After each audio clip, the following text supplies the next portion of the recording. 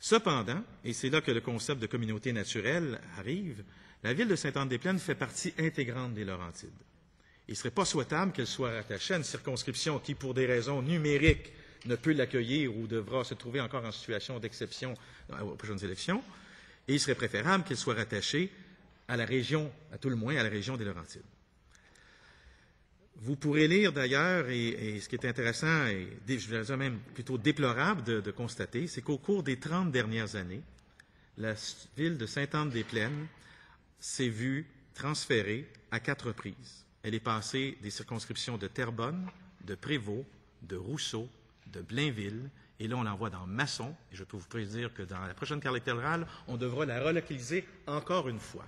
Inutile de vous dire que je peux utiliser, je pense, le terme, j'ai rencontré les citoyens, il y a une espèce de frustration auprès de la population qui trouve qu'on n'obtient pas compte du tout de son sentiment d'appartenance, de ce qui rattache une municipalité à son environnement naturel, à sa communauté naturelle. En fait, si vous lisez le mémoire, et je l'ai déposé également, de la ville de Sainte-Anne-des-Plaines, vous allez voir que les citoyens et le maire en particulier décrit assez, de façon, je pense, assez directe le sentiment qui les habite actuellement.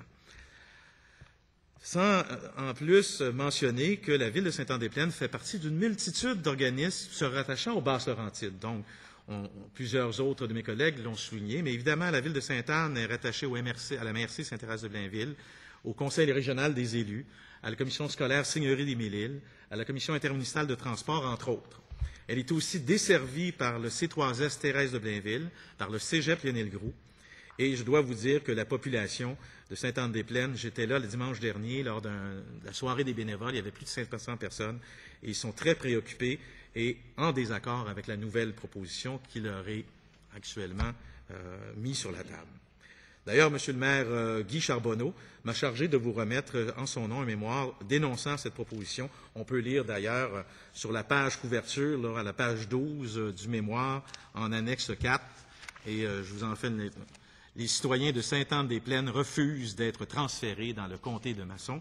Et je vais sauter immédiatement à son conclusion. Je vous laisserai le soin de lire le mémoire, Monsieur le directeur général.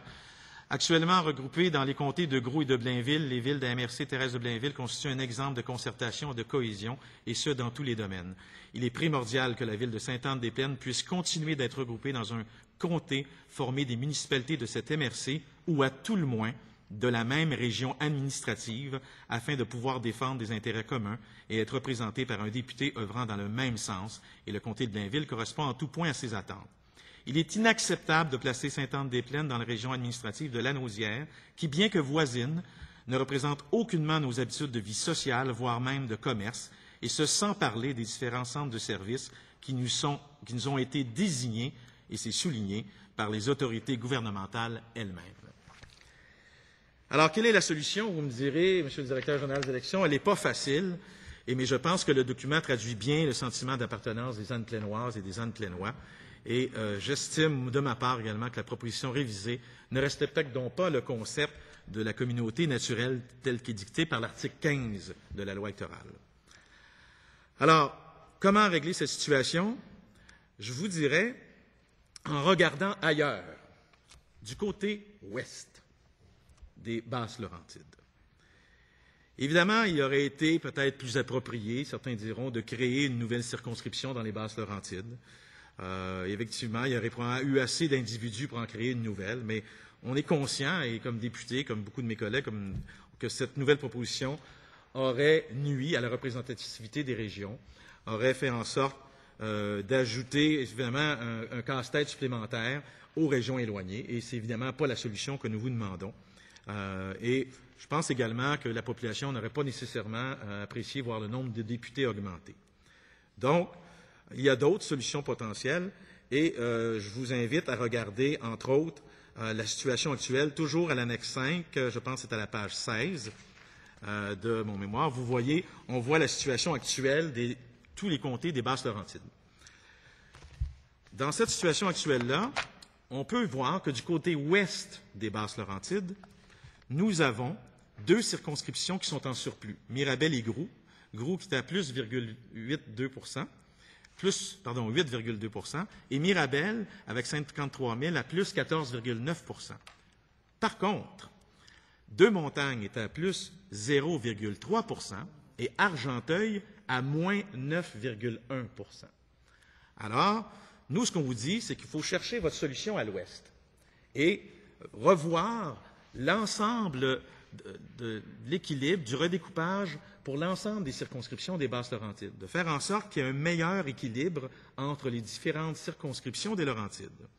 Et vous pourrez probablement, en regardant ça de plus près, et ça c'est votre travail, et loin de moi l'idée de vouloir me substituer à votre place, évidemment, mais je pense que en faisant l'exercice, vous pourrez constater que si on équilibrait davantage le surplus ou l'augmentation positive des deux circonscriptions, soit celle de Blainville et de Mirabel, qui sont les plus importantes, et qu'on répartissait ça de façon plus équitable, plus égale sur l'ensemble des Basses-Laurentides, je pense qu'on se retrouve avec un très grand nombre de circonscriptions qui seraient autour de 8 %, ce qui est tout à fait acceptable dans le contexte actuel.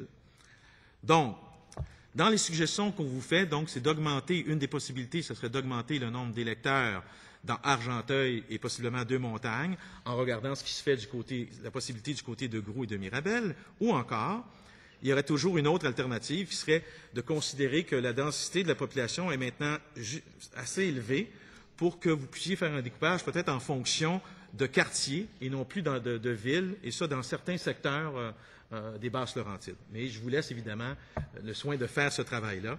Je suis persuadé que la solution permettrait donc d'avoir une meilleure représentation qui serait plus juste, plus équitable pour tous les électeurs des Basses-Laurentides. Et je pense que ça vaut la peine de votre côté de regarder cet ensemble de solutions.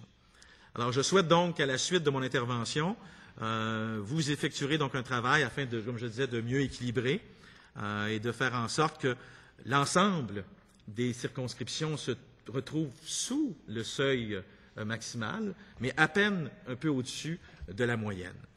Alors, en conclusion, je vous dirais que nous pensons que la nouvelle carte électorale devrait tenir compte de la capacité limitée d'accueil du comté de Masson et du non-respect du principe de communauté naturelle, et donc tenir davantage compte d'une meilleure répartition, plus équitable entre les électeurs dans l'ensemble des circonscriptions déjà existantes des Basses-Laurentides, afin de régler, évidemment, et j'en suis conscient, la situation d'exception positive de Blainville. Alors, Monsieur le Président, voici ce qui conclut ma présentation, et j'espère que la Commission prendra compte des recommandations que je lui ai faites ce matin.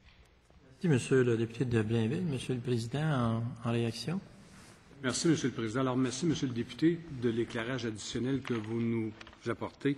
On va regarder les possibilités du côté d'Argenteuil et de Deux-Montagnes, voir s'il y a quelque chose de faisable de ce côté-là, sous cet angle-là.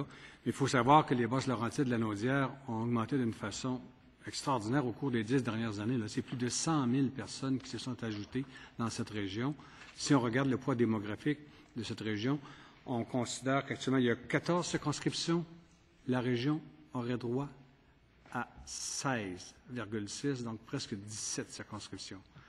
Alors, on en ajoute une, il y en aura 15, mais il y aurait droit à une autre, au moins une de plus. Alors, où la prendre? On va plutôt essayer de rééquilibrer effectivement d'une façon convenable toute cette région pour s'assurer que chacune des circonscriptions aura un poids qui correspondrait à sa population. Je vous remercie, Monsieur le député, pour votre éclairage.